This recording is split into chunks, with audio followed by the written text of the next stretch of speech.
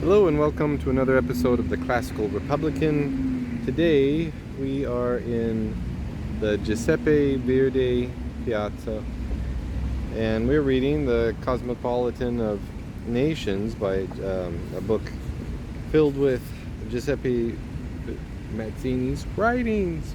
We're going to read Against the Foreign Imposition of Domestic Institutions. The original title was Le Comité Central Démocratique Européen. So it's the committee, the Central Democratic Committee, or European Committee, and that's kind of what it's about. But he kind of gives an update. It's written in 1851. Please see my other videos for the previous writings in 1849 and 1850.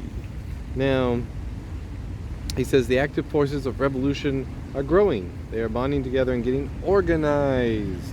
Okay, so remind you that he went through the revolution of 1848, was successful in forming a state for about 6 months in 1849, the Roman Republic of 1849, and then he realized that he had to be better. Everybody had to be better organized, not just him.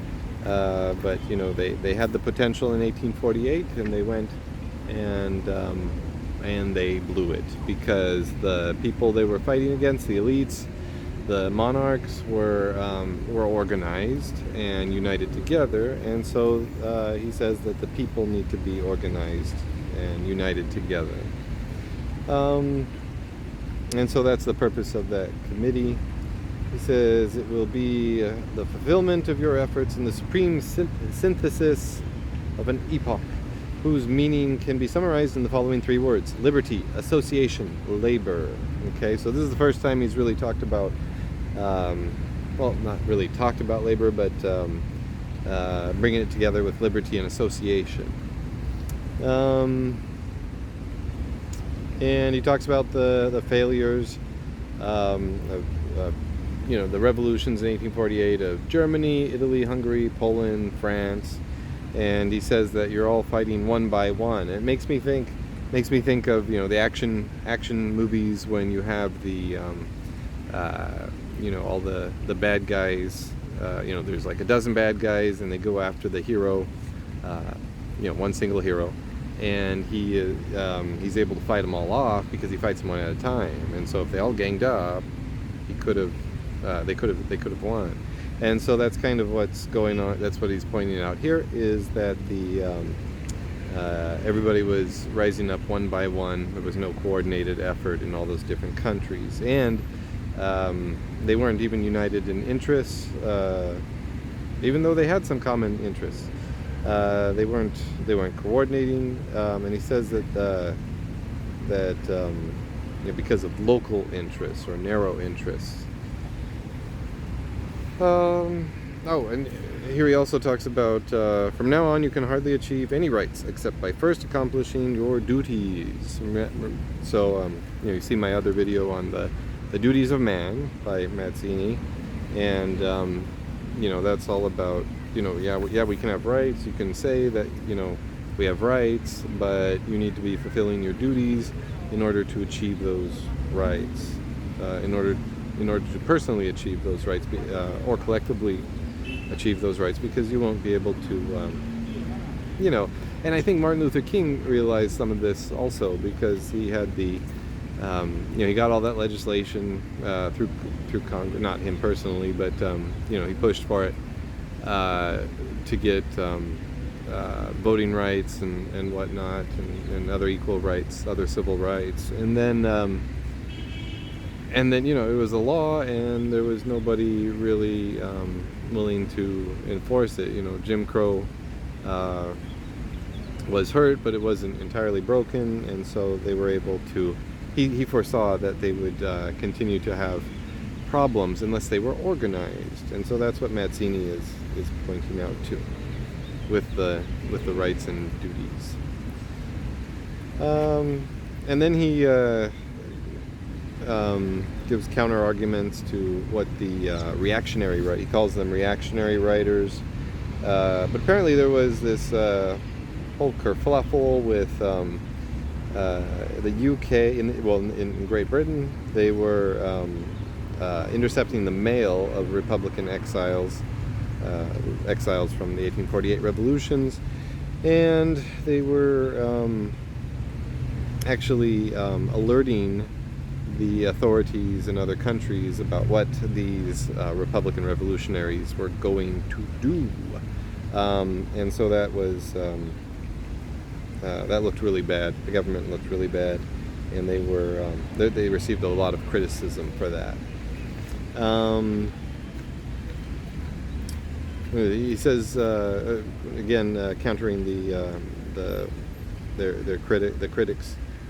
critics of the people who were in favor of snitching on them.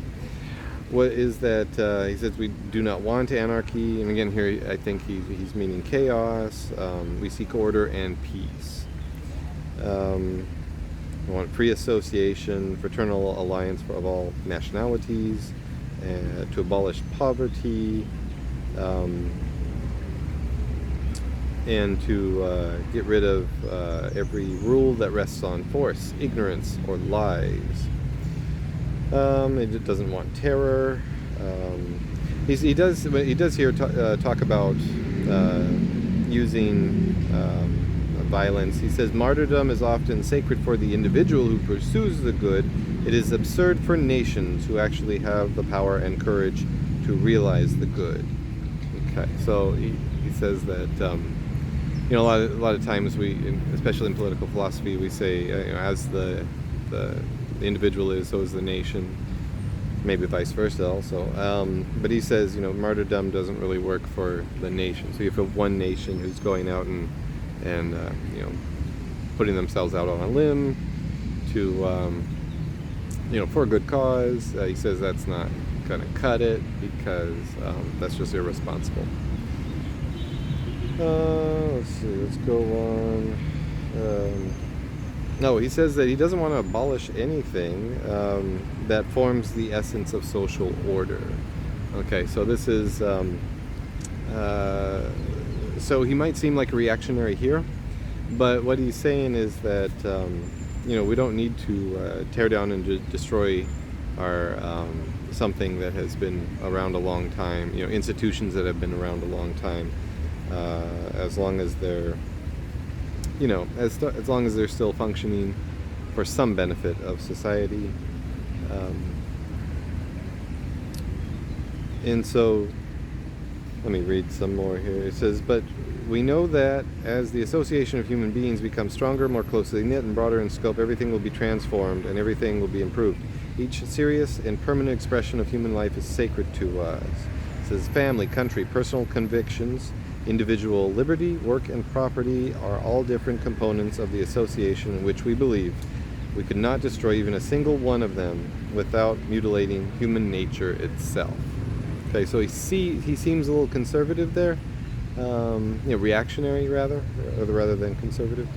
But then he goes on, but they all change and evolve in their mutual relationships and in their organization, depending on a people's education in the epoch. So, you don't really need to tear down institutions. Things will change over time, and sometimes you can affect that change by organizing.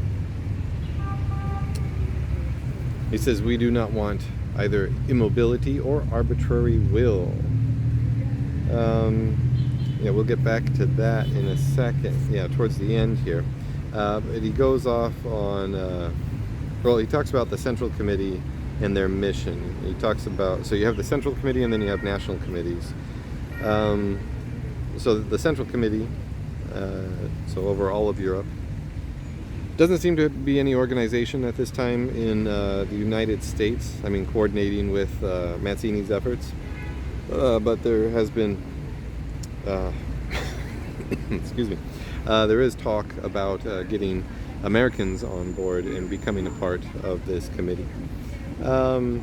He says to provide a common source of inspiration, so that's their purpose, and give a sense of direction to the efforts of different peoples, to give proof through the actions of the solidarity that exists between the emancipation of each single people and the emancipation of them all. Preparing the terrain for alliances of the peoples, and so that they will be able to defeat the existing alliance of kings, to promote a Congress of Nations that will replace the Congress of Vienna. And he says that they need to remake the map of Europe. And so this reminds me of Wilson. When he went to Versailles, he actually went to Genoa, where Mazzini is buried, and paid his respects to at the grave of Mazzini. So that's kind of what President Wilson did during the negotiations for the Treaty of Versailles. Of course, the United States never signed that treaty. We negotiated a separate treaty later on without without the League of Nations. Okay, and then he talks about. Let's skip ahead. Our work is thus essentially Republican, Democratic, and social. He talks about the national committees, and they're supposed to come up with the solution that is best for their people. The people, like a supreme judge, will then ultimately decide. So very democratic, almost liberal.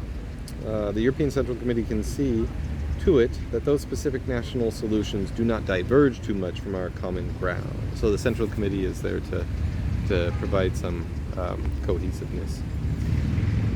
He says, we are against the kingship of men as well against the kingship of peoples. And he goes on to say that, you can't have one nation imposing their way of doing things on other nations. And